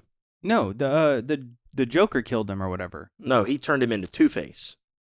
It was someone shot. Wait, what happened? Harvey Dent tried to shoot the commissioner's son, and Batman tackled him off a thing and landed him on the ground and broke his neck. But he did it. Batman's whole thing was he wanted to lie and say that Batman, was the one who killed all the people that Two-Face killed. That's what it was. Yes. Okay. Yeah, and to preserve his image, to preserve Harvey's image. And Harvey, so Harvey was trying to stop Batman, and that's right. That I hated that because that's not heroic at all. That's lying about that is you have to face the truth, and you have to do I think that's terrible. I really despise that, and it doesn't make Batman a hero to me. It makes him and it was like this ending of like, oh, he's this heralding the Dark Knight that Gotham needs. I'm like, no, that's why Gotham sucks. I mean, it does. That's the point. That's not the point. The point was supposed to be like Batman's actually making it better because he's lying. I just hated it. I hated that whole idea, that whole premise. That does not make for a good movie. But the second thing is there was no like the Heath Ledger's Joker was incredible, and every time he was on screen, I was just locked in, and the dynamic between him and Batman was phenomenal as well. But as far as like the writing, the plot, the buildup, there was no real like story arc. I didn't understand it until and then at the end it ended up being more about Two-Face than it was about the Joker, and more about Batman lying to preserve Harvey's reputation. I just didn't get it, I'll say this. Technically, by it being about Two-Face, it was still about the Joker. Because the Joker's whole point through that movie was that I could take the best of you and turn you into someone like me. And he did that with Harvey. Because Harvey and with Batman, because Batman ended up lying about it all. So, well, turns out Joker's right. To be fair, that's what Cosmonaut Variety Hour, getting 2 shout-outs in this episode, He did a whole breakdown, like I think a 2-parter, like each one like an hour-long video breakdown of all the Batman, all of them, from like the Adam West TV show Batman, all the way to like the Lego Batman, all the way up through to the newest of Pattinson's Batman, and was ranking them. And he had specific criteria that he was ranking them with. And even Nolan's Batman didn't make it very high on the ranking because the crucial rule with Batman, he doesn't kill. Yeah. And he killed Harvey. But that was an accident, right? It was, but he killed him. Like that's all you had to do to change that was write it differently. Like that's all. They act like that's out of their control. Like you wrote the movie. Like just write it to where he didn't kill Joker. Joker was going to blow up 2 ships of people. Yeah. And he didn't kill him. But you killed Two-Face? All he had was a gun. You've been beating guns for 2 movies. I don't know. I don't like that. My thing is, if you can't be creative enough to come up with a solution where he gets out of it without killing someone, then you better have a darn good reason. And to me, I'm with you. I don't think him taking the blame for Harvey at the end of it was a good enough reason. Yeah. I don't think him killing him so that they could hide that he turned into Two-Face, so that he could take the blame for all the other killings that happened. Yeah, that's a really good point. I don't think any of that made any sense. And I will say, even though it was, I'm saying that still made it about Joker in a sense, I will also throw in, I'm with you. I don't think they needed to switch at the end, like near the tail end of the movie, to where all of a sudden now the movie feels like the ending is more about Two-Face than the Joker. Like, part of me is like, you could have just shown Two-Face being like a thing, and it could have just been like a seed of like, hey, this is what's to come, like in another movie or something. Shoot, Two-Face would have been a better villain for the third movie than Bane. Like, if you just have, like, set it up in the second one and then go to it. But I don't know. I still think the movie is good. Like, I have gripes about it. I don't think it's perfect. That's my whole point, though. Like, there's so many gripes with it. Like, I have gripes with a lot of movies, though. They're still good. Yeah, but there's the way that how animated you just got tells me that you probably feel more like this than I'm telling you. Heath Ledger's Joker was so good that it overshadows. I didn't even really realize that about the movie until later on when I started to think about it. Like, look, but that's because I was captivated by his performance. The whole time I was just thinking about Joker when I left that movie. I was like, oh my gosh, I've never seen a villain portrayed that way. But when you really stop and think about the writing, the direction of the movie, Batman Begins is way better. I mean, it's such a better, more well-written movie. The storyline is very clear. It's somewhat clear in The Dark Knight, but there's no real like meeting point where there's like this climax where everything comes to a head and it's all coming up to this moment. You know, movies don't necessarily have to have that, but it felt like it was trying to have that. Yeah, I get what you mean. I don't know. I'd have to think more on it. I'm willing to give you that I have gripes on it. I just don't know that I'm willing to say. But wouldn't you say that? What if there wasn't a good person in the Joker role? Don't you think that would have made the movie completely? That's hard for me to say or imagine because there was. You know what I mean? Like at the end. That's my point. At the end of the day, you got to give the movie credit for what it did, and what it did was it casted well, and it wrote well enough for most of the movie that, like you said, it kind of overshadows the few gripes that I could have with it. So I got to give that credit. Like, that is still part of the movie. Like, the good is still. I can't take the good out and be like, well, what if all this good stuff wasn't in there? Then it'd be bad. Like, I can't. I know what you're saying, but I think you're missing the point that I'm trying to make. Is like I think so. People act like The Dark Knight is like perfection a lot of times, and I'm trying to say it's not as perfect if you remove the Joker and the actor in the Joker. I'm with you that they did everything well, and I still watch the movie. Yeah, because the Joker and the dynamic between Batman and Joker is so interesting. It makes the movie worth watching. But I'm just saying, without Heath Ledger's Joker, that movie would not be as revered as it is, or as loved. I think probably people would actually feel similarly like they did with The Dark Knight Rises about it. It'd be like yeah, whatever. It's okay. Yeah, I don't know. I mean, that's tough. That's really tough because I don't know that it's hard to disagree with that because, yeah, I mean, I think if a lot of things had been done differently about it, yeah, I'd agree, but it wasn't. So I have to disagree because it was done how it was done, and it is revered as a great movie. I don't know. I'd have to think more on that, but I will say I am still at the point where I'm like, I'm not just putting Nolan on the Mount Rushmore just because he had two solid movies. Even if you were willing to say they were two great movies, I still, like, you know, I'm not willing to be like, oh, Mount Rushmore. I'll give you two solid movies. One of them was great. I just The Dark Knight. I know. Batman Begins was great.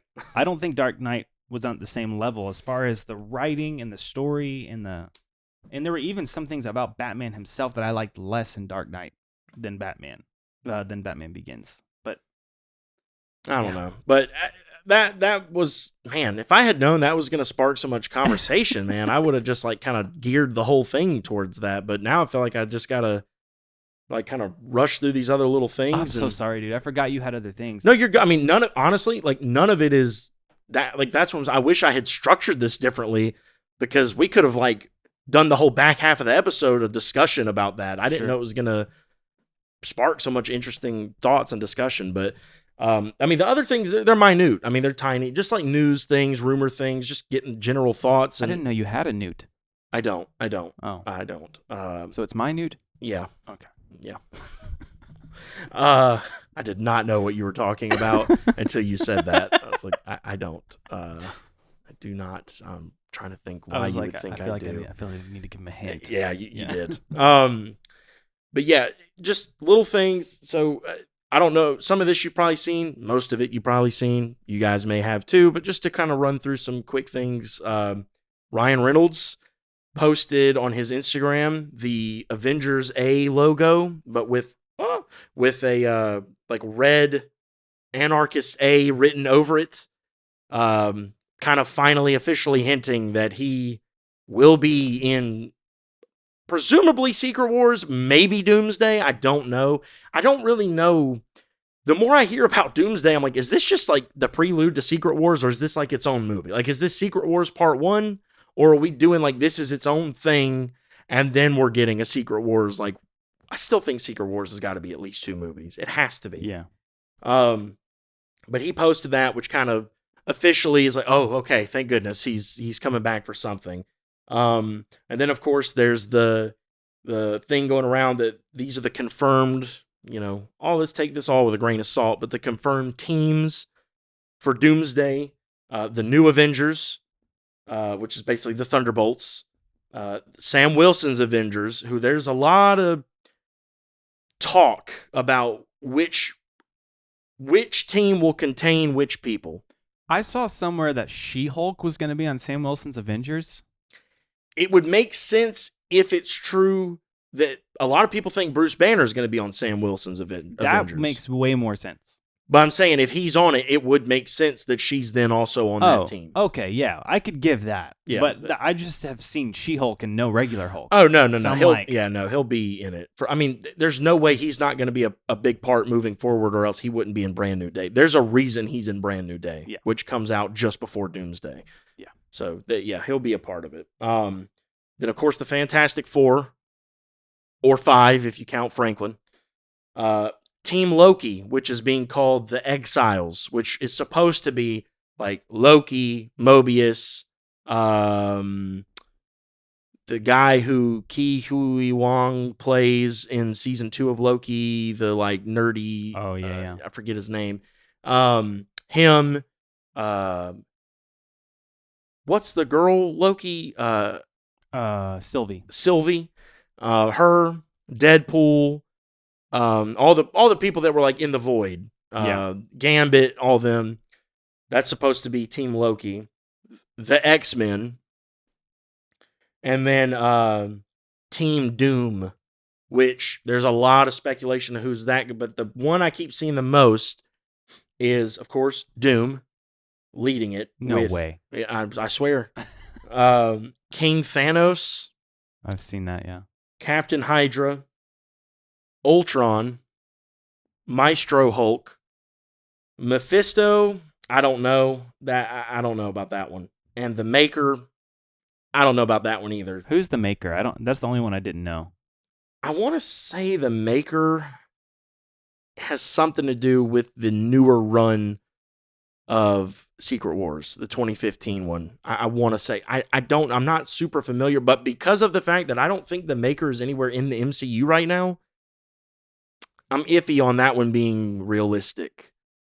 Even Mephisto, I mean, spoilers for those who haven't seen, but Mephisto's only popped up at the very end of Ironheart. That's it. So I don't know that Mephisto would be on Doom's team. That just doesn't make sense. And then Null, who only popped up in the 3rd Venom movie, I don't see that being a thing. And then an evil variant of Black Widow. A few of these that I think are for sure, like if he has a team, and I don't know that he will, I could see a variant of Thanos. I could see Captain Hydra, because fans have been like clamoring for that for a long time. Ultron actually makes a lot of sense. I've never thought about that one, and they're already talking about bringing him back for the Vision Quest show, so I could see Ultron. Maestro Hulk makes a lot of sense, and then I could see like an evil Black Widow. I could see a lot of that. You kind of have like the OG Avengers there, but evil. Like you've got Ultron, that could be like sort of I would say the Tony Stark matchup, but then Doom. I don't know. You've got kind of a 1-for-1 almost. I mean, it's close, but just stuff like that has been going around, and I think that's it. It's got me excited. Yeah, I think that's all I found. I really hope that they give a Hulk vs. Thanos rematch on Battleworld. We'll see. Wouldn't you like to see that? It depends on how they do it. Where Hulk finally gets his fight back, and I'll tell you like this: if it doesn't feel earned, I would have rather they just leave it alone and not reopen that wound. Because I was already mad enough about they didn't do it in Endgame or Infinity War. Yeah. So it better feel earned if they bring it up with essentially a Thanos that wasn't even the one that beat him, and maybe a Hulk that wasn't even the one that lost. We don't know what's going to happen between now and then. Like, you might get a lot of variants of a lot. I don't need to see a variant Hulk and or a variant Thanos fight just to be like, oh, look, they fought. We did it, guys. No, I don't need that. I don't need that. But you'd almost have to have it be a variant Thanos because the Thanos that was the one he lost to is dead now. Yeah. They killed him in Endgame.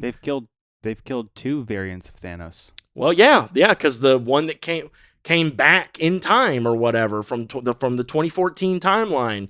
In Endgame, yeah, they killed him too. So yeah, you'd have to have it be a variant.